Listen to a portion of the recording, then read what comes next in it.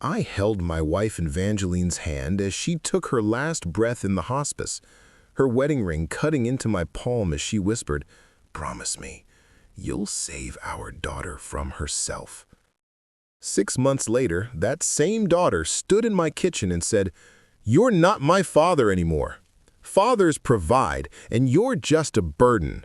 But she didn't know I'd just hired someone to investigate her new parents. What I discovered would destroy her fairy tale wedding and save her life.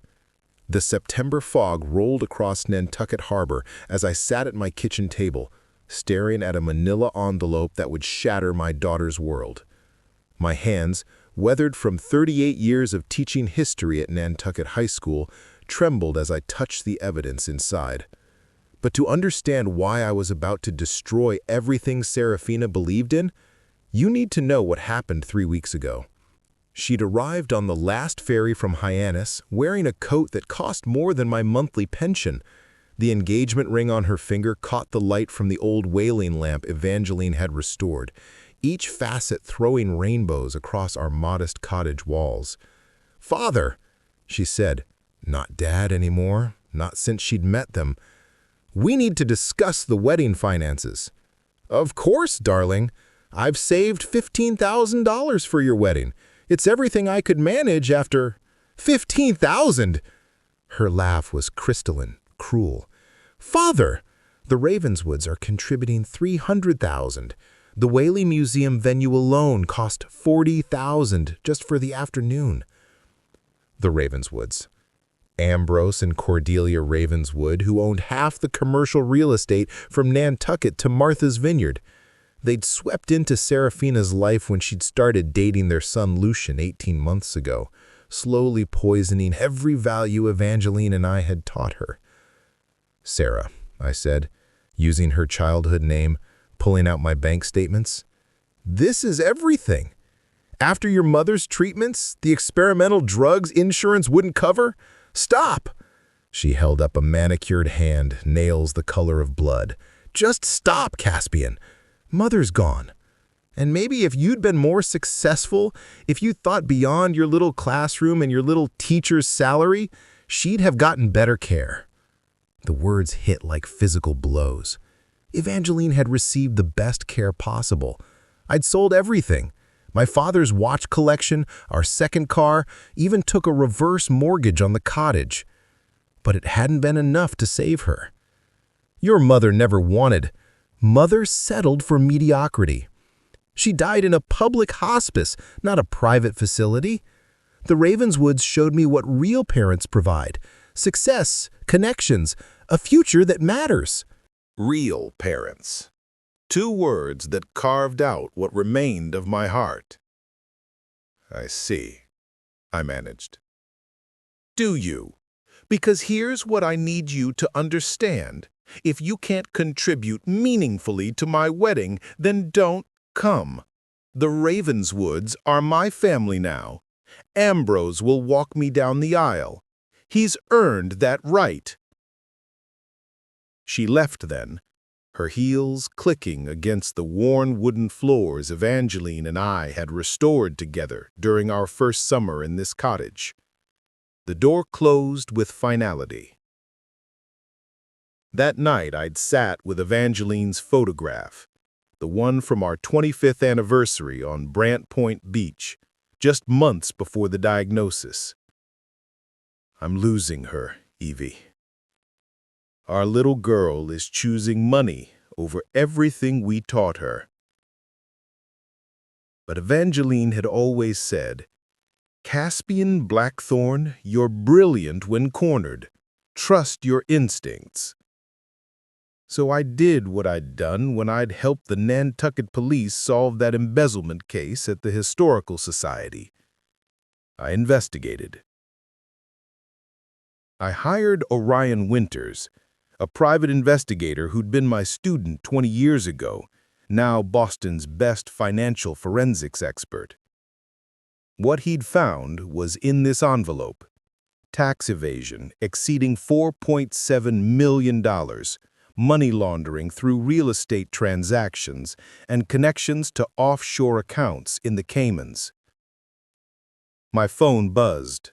A text from Seraphina with a photo. Her with Ambrose and Cordelia at the Nantucket Yacht Club. The caption, "Planning my dream wedding with my real parents.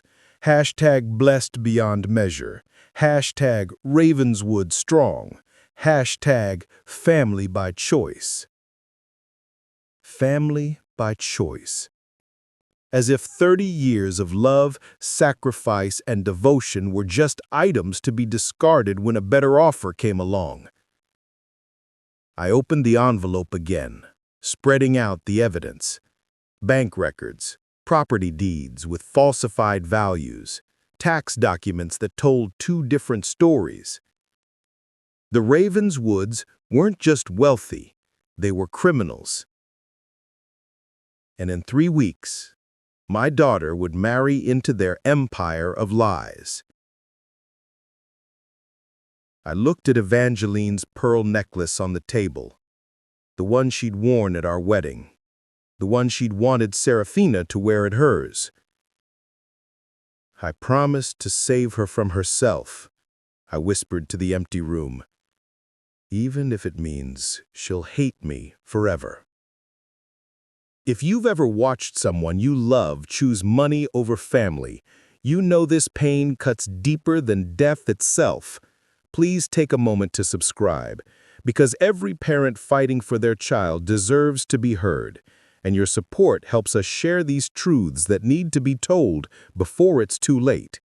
The morning fog was thick as I drove to the Old North Wharf, where a weathered houseboat bobbed between million-dollar yachts. Bessely Winters lived here now, but 15 years ago, she'd been the Ravenswood's chief financial officer, before they destroyed her for discovering their crimes. She was waiting on the deck, silver hair braided, eyes still sharp as the Atlantic wind. Her son Orion stood beside her, protective. "Caspian," she said, her voice carrying years of patient fury. "I've been waiting 15 years for someone like you." Inside, the houseboat was cramped, but meticulously organized. Boxes lined one wall, each labeled with dates and property names. 15 years of evidence, preserved like specimens. "They're using your daughter," Thessaly said, pouring coffee from a pot that had seen better days. "Just like they used Ophelia Marsh and Arabella Cross. Lucian's previous wives?" She pulled out a photo album. Weddings, divorces, devastation. Ophelia, 2018. Her father was a respected federal judge in Boston. After divorce, she disappeared completely. Some say witness protection, others say worse. And Arabella? 2015. Her family owned a small bank in Providence, very convenient for the Ravenswoods' money laundering needs.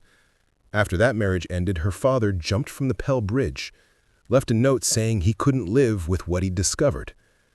I stared at the photos. Both women looked hauntingly like Seraphina. Dark hair, green eyes, that New England grace that spoke of good families fallen on modest times. They choose carefully. Girls from respected but struggling families. Girls whose fathers they can humiliate and discard. "Why didn't you go to the authorities?" Her laugh was bitter as winter storms. "I tried. But the Ravenswoods own every judge from here to Boston. They funded every political campaign, every police charity. When I reported them, suddenly I was the criminal. Embezzlement charges, manufactured evidence. Only Orion's investigation skills kept me out of prison." She stood, walking to a specific box. "But I kept everything. Every receipt they thought they destroyed. Every offshore transfer they thought was hidden. Every property they undervalued for taxes, then sold for millions." She pulled out a document. "This is what they'll do to Seraphina. During the wedding ceremony, probably disguised as some unity ritual, they'll have her sign documents making her a partner in shell companies. When she signs, she's legally liable for their crimes. She'd never knowingly. Of course not. They'll make it romantic, lighting candles, pouring sand, something symbolic. But those papers will be real, and her signature will be binding." I felt sick. Seraphina's already been signing things. She posted photos. Thessaly and Orion exchanged worried looks. Then we need to move fast. There's someone you need to call. She handed me a business card. Rafael Castellano, Department of Justice, Financial Crimes Division. He's been building a case against the Ravenswoods for 7 years. He's untouchable. They've tried everything to compromise him and failed. Why hasn't he arrested them? He needs someone on the inside or irrefutable evidence of current operations. Your daughter's wedding could provide both. I studied the card, then looked at the boxes of evidence. Thessaly, what they did to you? They stole 15 years of my life, but watching them finally fall, that would make it all worthwhile. Her eyes blazed. Save your daughter, Caspian. Don't let her become another casualty of Ravenswood greed. As I left, Orion followed me to my car. Mr. Blackthorne, there's something else. The Ravenswood estate on Pocomo Point, it's not just a house. The basement is a full operations center. Every crime, every bribe, every destroyed family is documented there. They keep records of everything. Why would they keep evidence of their own crimes? Insurance, blackmail material on their associates. But it works both ways. Those records could destroy them. I drove home through streets I'd walked with Evangeline, past the church where we'd married, the hospital where Seraphina was born. Every corner held memories of a simpler time, before money poisoned my daughter's heart. My phone rang. Seraphina. Father, the Ravenswoods want you to come for dinner tomorrow night at the estate. They want to bridge the gap before the wedding. Dinner with criminals who'd stolen my daughter's soul. I'll be there. And Father, please don't embarrass me with your limitations. The Ravenswoods are trying to be gracious. Gracious, as if destroying families was a form of charity. After she hung up, I called Rafael Castellano. Mr. Blackthorne, I've been expecting your call. Thessaly Winters said you have access to the Ravenswoods. My daughter is marrying their son in 3 weeks. I know.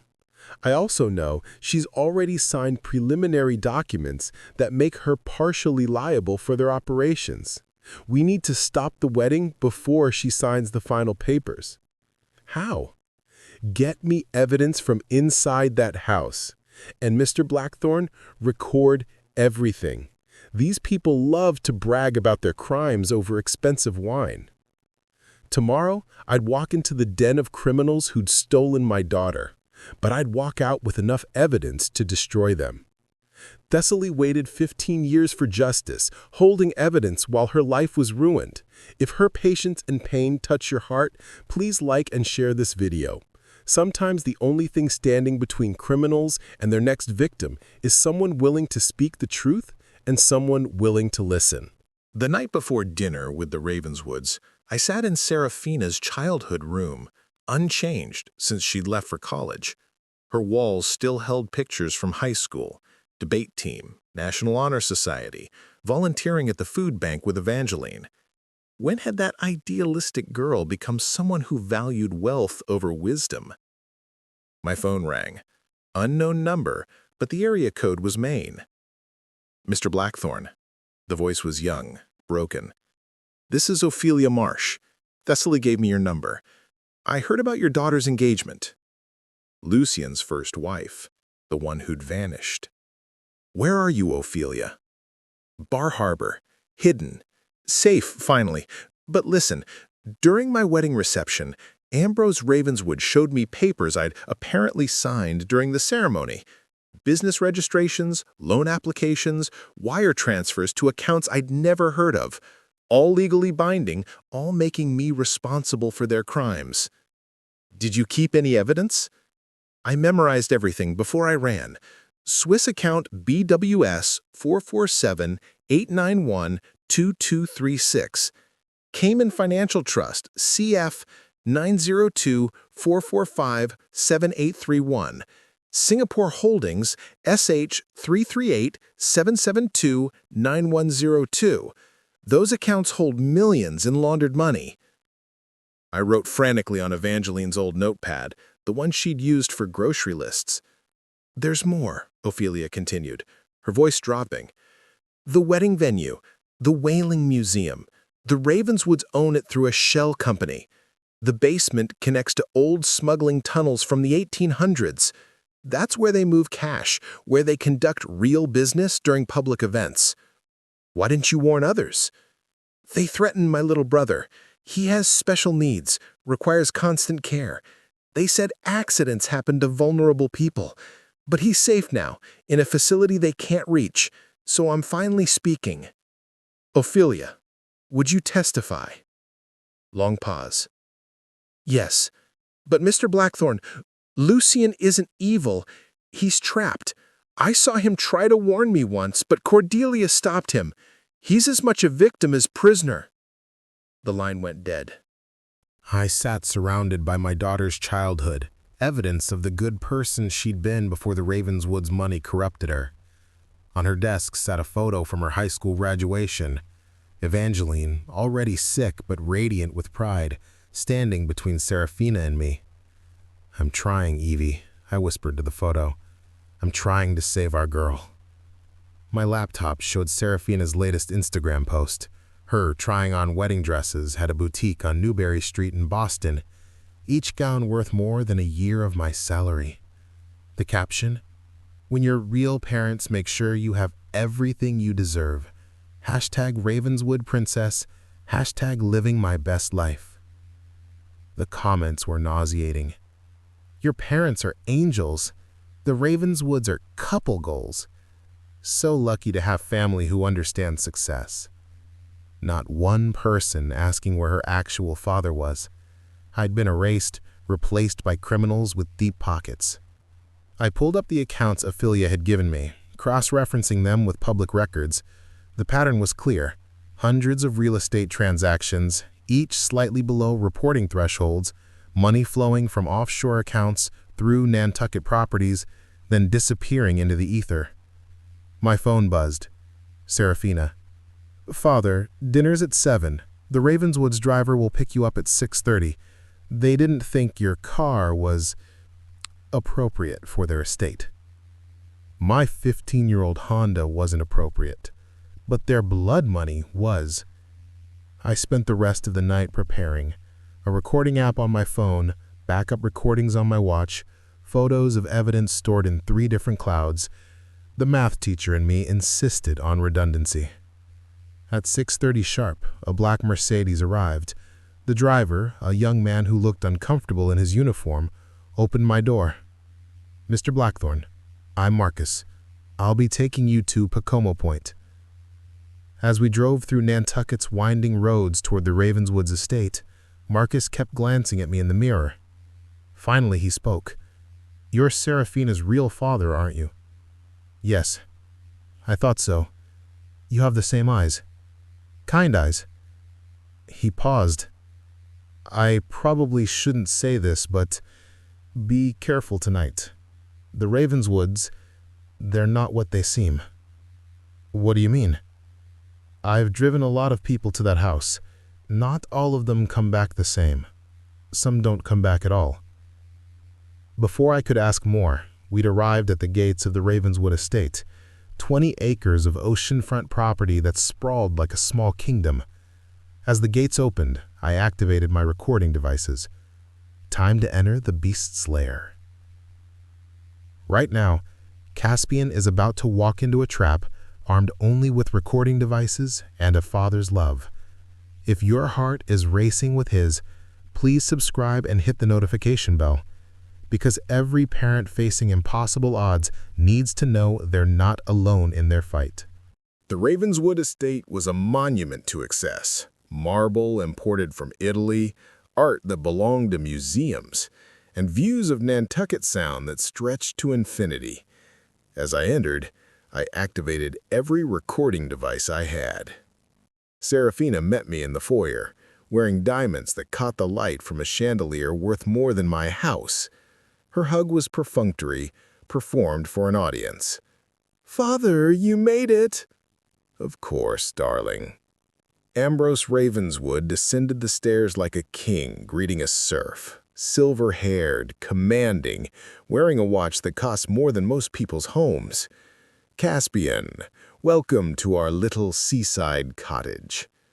His handshake was deliberately crushing. "Seraphina speaks of you, occasionally." The insult was precise, surgical. Cordelia appeared in a dress that whispered money with every movement. "We're so pleased you could join us.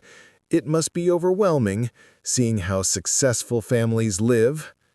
"Educational," I replied, noting the Basquiat on the wall, purchased with laundered money, no doubt. The dining room could host a state dinner. They placed me at the far end, distant and diminished. Lucien sat beside Seraphina, but his eyes held something unexpected.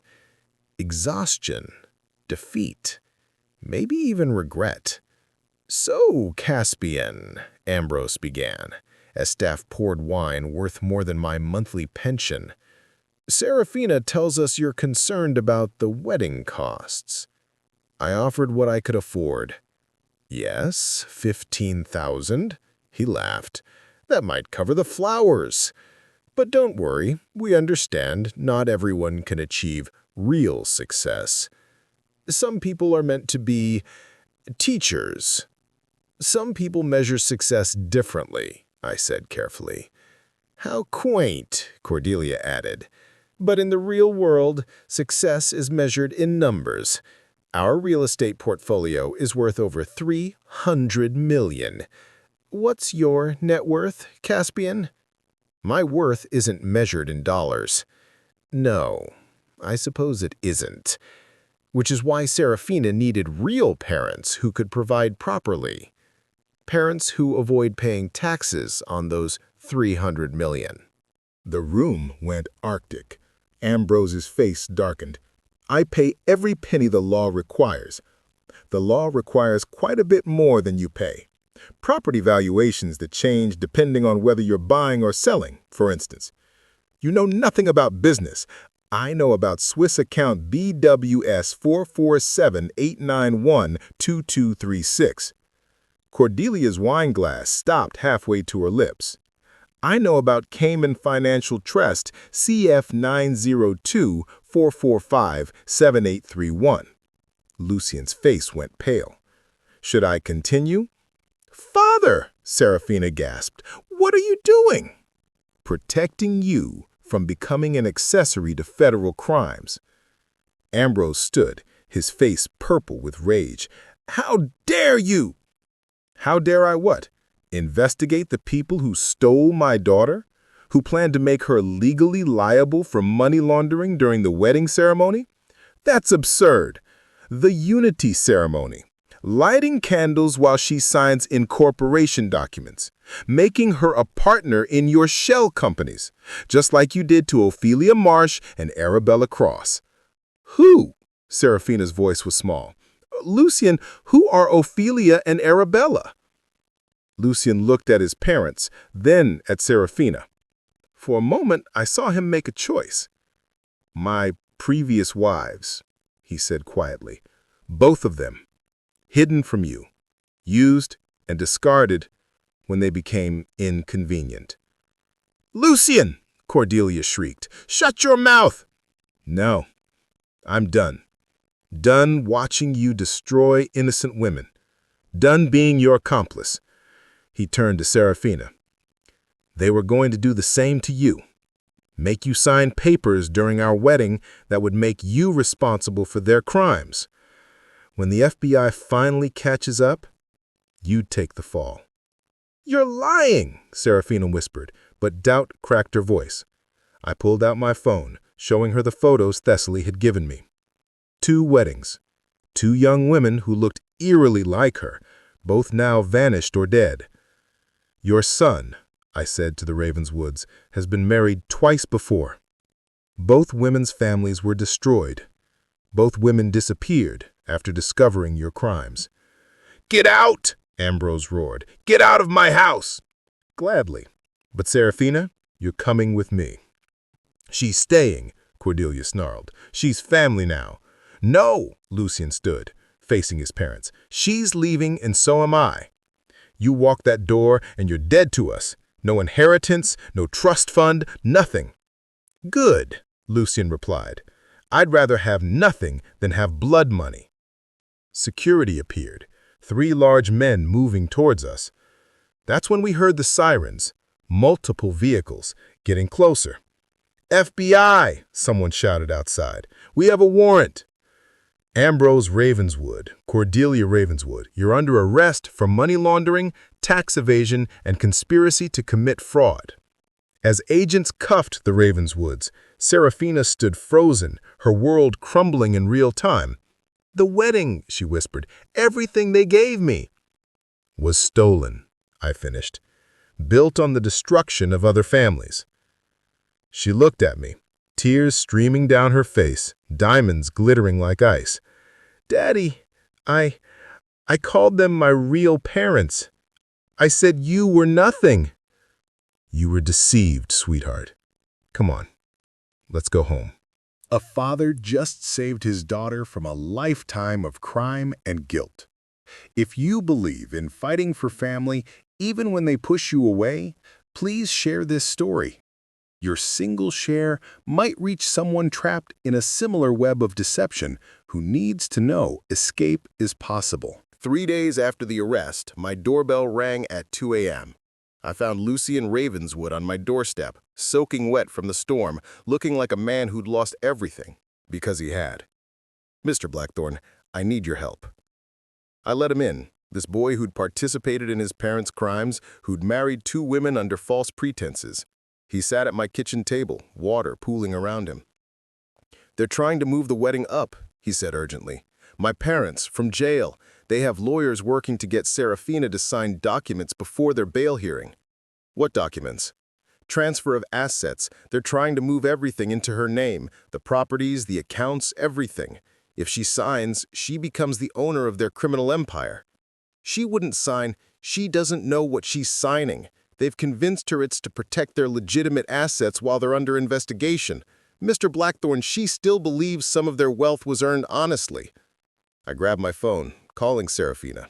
No answer. She's at the house, Pacomo Point. Their lawyers are there now, middle of the night, pressuring her. They told her if she doesn't sign, you'll be investigated as an accomplice. Me? They're claiming you were involved in their crimes, that you benefited from their money through Seraphina. It's a lie, but she's scared.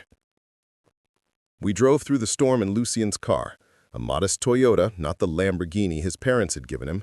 That had been seized by the FBI. Why are you helping her? I asked. Because I love her. His knuckles were white on the steering wheel. Really love her. Not like Ophelia or Arabella, those were business arrangements. But Seraphina, I chose her myself, and now my parents want to destroy her like they destroyed everyone else I cared about. Your parents destroyed you too. I know, but maybe saving Seraphina is how I start saving myself. The Ravenswood estate was lit up despite the hour. 3 Mercedes in the driveway. The lawyers had arrived in force. We entered to find Seraphina in the study, surrounded by men in suits, papers spread across the desk. She looked exhausted, overwhelmed, still in her pajamas with a coat thrown over them. Sign here, Ms. Blackthorne, one lawyer was saying. This protects your interests in the wedding investments. Don't sign anything, I commanded from the doorway. The lawyer spun around. Mr. Blackthorne, you're trespassing. I'm protecting my daughter from vultures. Daddy? Seraphina looked up, confused, scared. They said you were going to be arrested, that the only way to protect you was to sign. They're lying, sweetheart. These documents don't protect me. They make you the owner of every crime your future in-laws committed. One lawyer stepped forward. That's slander. That's truth, Lucien interrupted, moving to Seraphina's side. I know what these documents really are. Transfer of ownership for shell companies, offshore accounts, properties purchased with laundered money. Mr. Ravenswood, the lead lawyer said coldly, your parents specifically said, my parents are criminals, and you're their enablers. Lucien gathered the documents. Seraphina, look at page 12. See that company name, Ravenswood Holdings, LLC? That company laundered $8 million last year. Sign this, and you become its owner." Seraphina's hands shook as she read. "But they said it was just wedding planning companies." "They lied," I said gently. "Just like they lied about being your real parents. Just like they lied about everything." The lead lawyer pulled out his phone. "I'm calling security." "Call whoever you want," I replied, pulling out my own phone. "I'm calling Rafael Castellano at the FBI. I'm sure he'd love to know about midnight document signings with a confused young woman." The lawyers exchanged glances. Without another word, they began packing their briefcases. "This isn't over," the lead lawyer said. "Yes, it is," Lucian replied. "Tell my parents their empire ends here. Tell them their son chose truth over money." After they left, Seraphina collapsed in my arms, sobbing. "Daddy, I almost signed. I almost became a criminal." "But you didn't. That's what matters." "How did I not see it? How did I believe them?" "They're professional manipulators, sweetheart. They've been doing this for decades." Lucian stood apart, watching us. "Mr. Blackthorne, I need to tell you both something. I'm going to testify against my parents. Everything, every crime, every victim, every hidden account. It means I'll go to prison too, but at least the truth will be told." "That's brave," I said, meaning it. "It's necessary." He looked at Seraphina. "I know we can't have a wedding now. Maybe we can't even have a future. But I want you to know, you were never just a mark to me. You were the first real thing in my fake life." Lucian just chose truth over family fortune, love over legacy. If you believe people can change, that redemption is possible, even for those born into darkness, please subscribe and share. Sometimes, the bravest thing is admitting you were wrong and choosing to make it right. The Nantucket courthouse had never seen media coverage like this. Every major news outlet from Boston to New York had sent reporters. The Ravenswood empire was collapsing, and everyone wanted to watch. I sat in the gallery beside Seraphina, who wore the simple navy dress Evangeline had bought her for college graduation. No designer labels, no diamonds, just my daughter slowly returning to herself. Lucian took the stand. He'd lost weight, his designer clothes replaced with the simple suit from Target, but his voice was steady as he began his testimony. "My parents have been laundering money through real estate for 18 years, he stated. "I have been aware of and participated in these crimes since I was 16. The prosecutor, Rafael Castellano himself, walked Lucian through the evidence. Shell companies, offshore accounts, destroyed families. With each revelation, I watched Ambrose and Cordelia Ravenswood shrink in their defendants' chairs. "Tell us about the marriages," Raphael said. "My parents selected women from respectable but financially modest families, women whose fathers couldn't fight back. During the wedding ceremonies, disguised as unity rituals, these women would sign documents making them legal owners of criminal enterprises. And then, when the women discovered the truth, they were either paid off, threatened into silence, or—" He paused, looking at his parents. "Worse." "Can you elaborate on worse?" Raphael asked. "Arabella Cross's father was murdered, made to look like suicide, but my parents arranged it when he threatened to go to the FBI." Gasps rippled through the courtroom.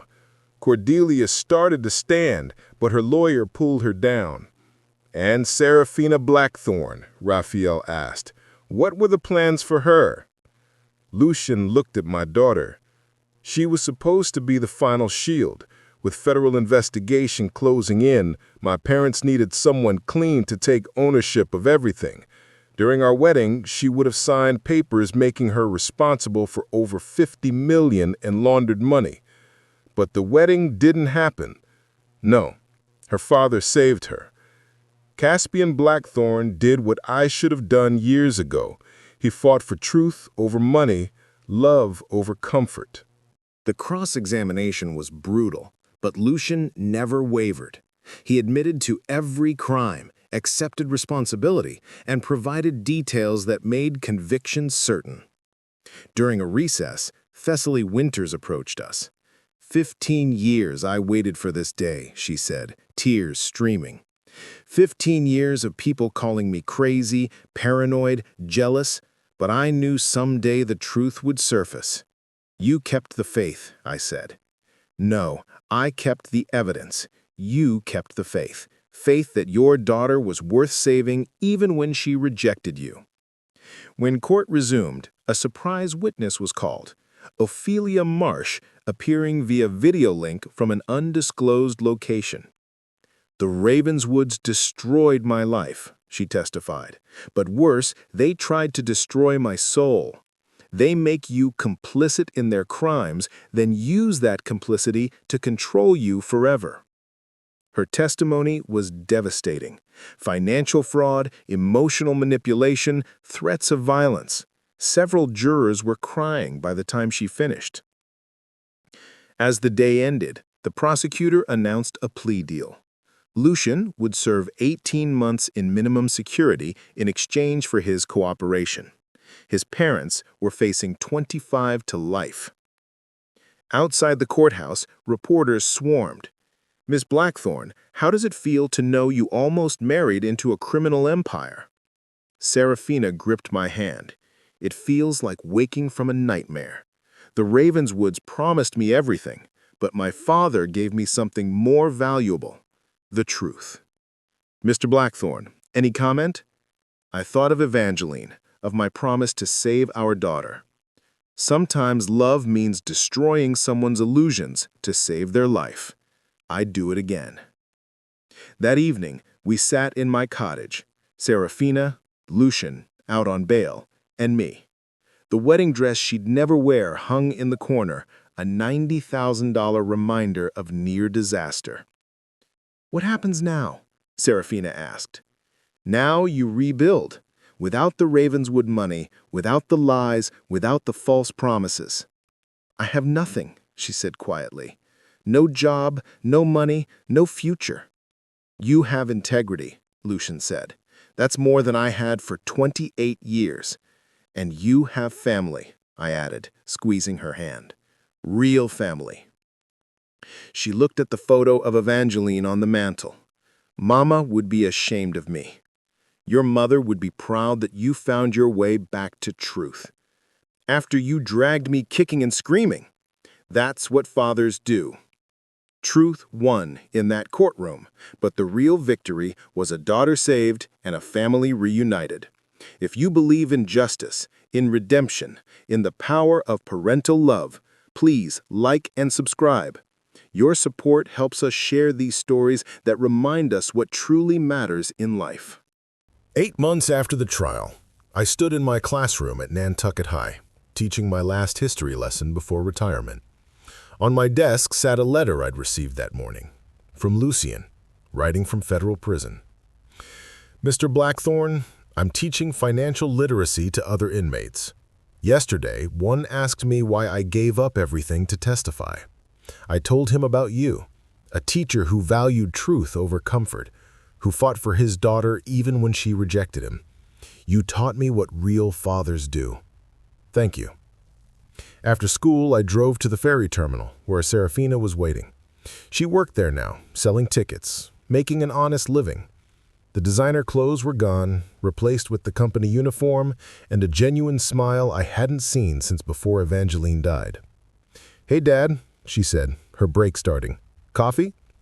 We sat at the terminal cafe, watching boats come and go. People, tourists, islanders, people living their ordinary, honest lives. Lucian wrote again, she said, pulling out her own letter. He's doing well. The FBI is actually consulting with him on other financial crime cases. How do you feel about that? Proud? He could have stayed silent, kept some of the money. Instead, he chose truth. And you two? She smiled sadly. We're writing, just letters. He says when he gets out, he wants to earn an honest living, maybe teach, like you. We'll see if there's still something there when he's free. 10 more months. 10 more months. A text alert on her phone. She checked and laughed. Ophelia Marsh. She started a nonprofit helping women escape financial predator marriages. She wants me to speak at their conference next month. Will you? Already said yes. If my story saves even one woman from what almost happened to me. She trailed off, then looked at me directly. Dad, I need to tell you something. What is it? She pulled out an envelope. Remember the $15,000 you saved for my wedding? You don't need to. Listen, I've been saving everything I can. This is $5,000. It's a start. I want to pay you back. Sarah, no. It's not about the money. It's about honor. I dishonored you, chose criminals over my own father. This is my apology in action, not just words. I pushed the envelope back.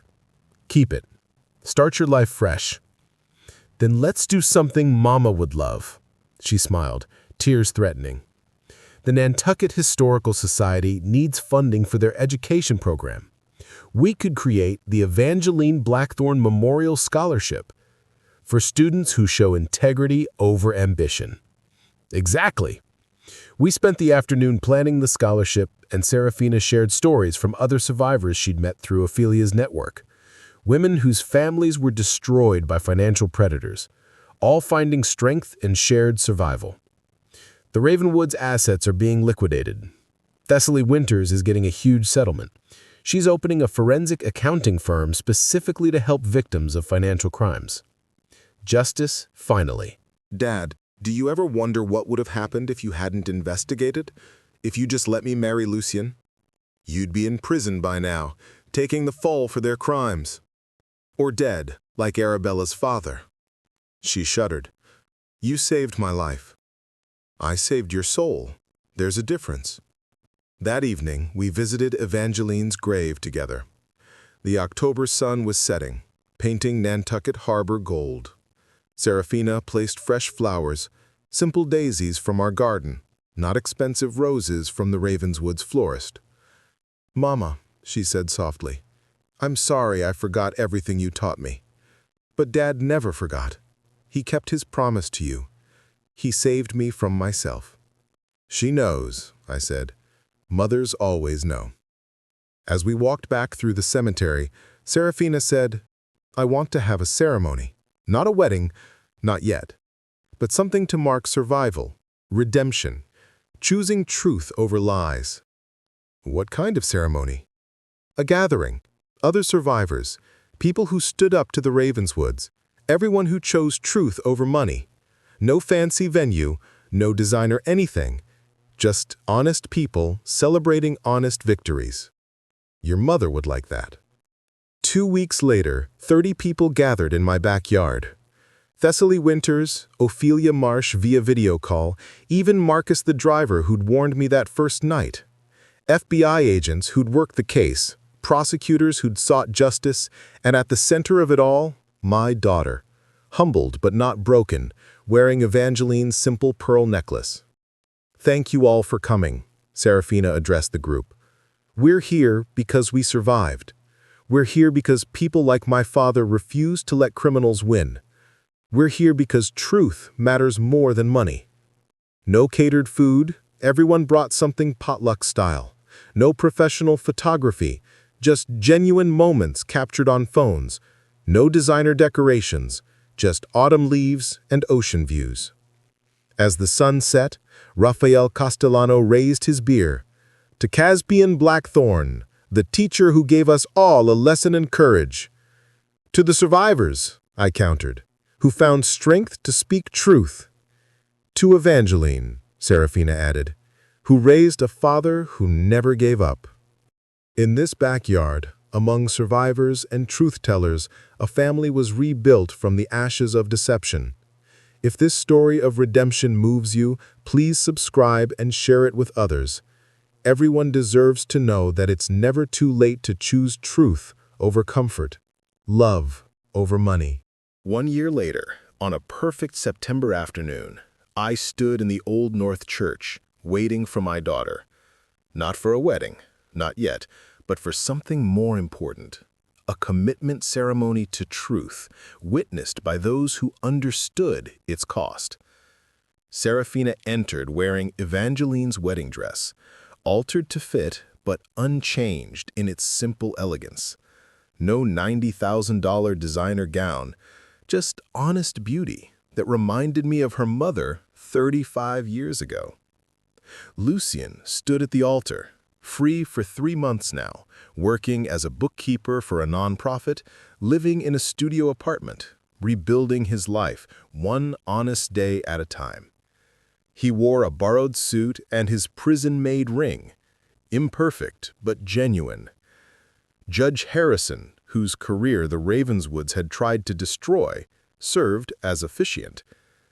We gathered today not to witness a wedding, but a commitment to truth, to redemption, to a love that survives the destruction of every illusion. The congregation was small but meaningful. Thessaly Winters in the front row, her forensic accounting firm having helped convict 12 more financial predators. Ophelia Marsh had flown in from Maine, no longer hiding. Even Arabella Cross's mother had come, finding closure in seeing the Ravenswood's victims reclaim their lives. Seraphina and Lucien have prepared statements, Judge Harrison announced. Lucien spoke first, his voice steady. I was raised in a family that taught me love was leverage, truth was negotiable, and people were disposable. Seraphina and her father taught me that real love sacrifices, real truth liberates, and real people stand by you when you have nothing left to offer. I promise to live honestly, even when it's harder than lying, to choose truth even when deception would be easier, to love without conditions, without manipulations, without price tags. Seraphina's voice carried through the church. I fell for an illusion, wealth that was stolen, parents who were criminals, a life that was a lie. But in losing everything false, I found everything real. A father who fought for me when I rejected him. A man brave enough to destroy his own family to save mine. Friends who survived similar deceptions.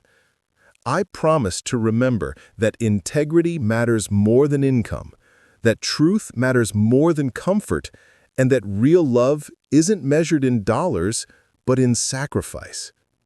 No documents were signed, no legal bindings made, just 2 people who'd learned the hard way that truth is the only foundation worth building on. Rings? Judge Harrison asked. I stepped forward with Evangeline's wedding band, the one the Ravenswoods had tried to steal for their criminal ceremony. Your mother wanted you to have this when you found real love, love that protects, sacrifices, endures. Lucien's ring was the same one he'd made in prison, imperfect metal shaped by hands learning what honest work meant. By the power vested in me by the state of Massachusetts and the pursuit of justice, Judge Harrison smiled, I now pronounce you partners in truth, companions in redemption, and maybe someday, when you're both ready, husband and wife. They kissed, and 30 survivors of financial predation applauded, not for a wedding, but for a victory over deception. The reception was in my backyard again. Potluck dishes, borrowed tables, music from a phone speaker. Ambrose and Cordelia Ravenswood were serving year 15 of their 25-year sentences, their empire completely dissolved, their victims compensated. As the sun set over Nantucket Harbor, Seraphina found me sitting on the porch steps. Thank you, Dad. For what? For loving me enough to let me fail. For loving me enough to catch me when I fell. For loving me enough to destroy the lies I believed. That's what fathers do. No, she said firmly. That's what you do. The Ravenswoods were parents too, but they would have let Lucien rot to protect themselves. You gave up your daughter's love to protect her life. And got both back. Lucien joined us, sitting on my other side. Mr. Blackthorne, Caspian, I wanted you to know, the FBI offered me a full-time position, helping them unravel financial crimes, using what my parents taught me to catch others like them. That's wonderful. It's redemption. And it started with you showing me that choosing truth over family fortune was possible. As guests began leaving, each shared how the Ravenswood case had changed their lives. Dozens of financial predators exposed, hundreds of victims saved, laws changed to prevent future crimes. One teacher's courage started all this, Rafael Castellano said, shaking my hand. You should be proud. I'm just a father who kept a promise to his dying wife. After everyone left, I stood in my kitchen looking at two photos side by side, Evangeline on our wedding day and Seraphina at today's ceremony. Both women understood that real wealth isn't measured in bank accounts. My phone buzzed, a message from Ophelia's support group member. Mr. Blackthorne, your story gave me the courage to investigate my fiancé's family. I discovered they were planning the same thing, make me liable for their crimes. Because of you, I escaped. Thank you for showing us that love sometimes means saying no. I looked out at the harbor, where lights were beginning to twinkle on boats and buildings. The Ravenswood estate on Pocomo Point had been sold, converted into a treatment center for victims of financial crimes. Their legacy of destruction transformed into healing. Seraphina and Lucian were starting fresh. No inherited wealth, no criminal connections, just two people who'd learned that truth is more valuable than any fortune built on lies. And me? I had my daughter back. Not the entitled princess the Ravenswoods created, but the thoughtful, honest woman Evangeline and I had raised. In my study, I opened my laptop and began writing. The story of a father who almost lost his daughter to criminals masquerading as parents. The story of a young man who chose truth over blood. The story of survivors who refused to stay victims. But mostly, the story of love that refuses to give up, even when giving up would be easier. The Ravenswoods had offered my daughter everything money could buy. I had offered her something priceless. A father's love that would destroy kingdoms to save her soul. And in the end, love won. This story ends where it began, with a father's promise to his dying wife, kept against impossible odds. If Caspian's journey touched your heart, if you believe that truth matters more than wealth, that love matters more than luxury, please subscribe to our channel and share this story with everyone you know.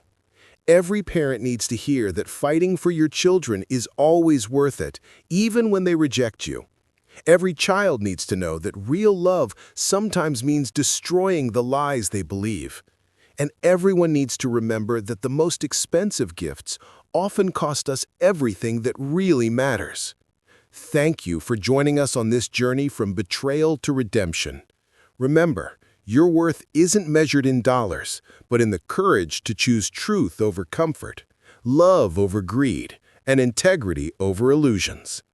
The Ravenswoods are in prison, but how many more are out there seducing our children with criminal wealth? Stay vigilant, stay honest, and never, ever give up on the people you love.